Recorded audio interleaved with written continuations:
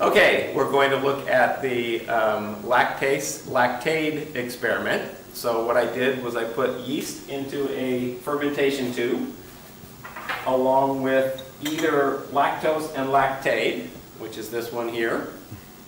That's A. B had lactose only. And C had glucose as the sugar. When yeast ferment sugars, they produce carbon dioxide and ethanol. The carbon dioxide is a gas, and the shape of the fermentation tube allows that gas to be trapped here.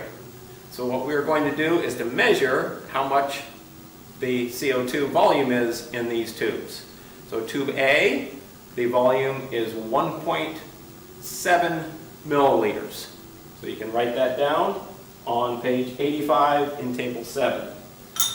Tube B, that had just lactose, no lactate like tube A had, there is no bubble at all. So you can see that it's a little bit clearer up here, but that's just because the yeast is settled. There is no bubbling in this tube. So this one has 0 milliliters. In tube C, we used glucose. And as you can see, there's quite a bit of bubbling in this one. This one is about 3.7 milliliters. So when yeast ferment the sugars, they produce CO2 and ethanol. Yeast are lactose intolerant. They cannot digest lactose, and that's why tube B was 0. So why did we get bubbles in this one? Well, we added lactate tablets to it.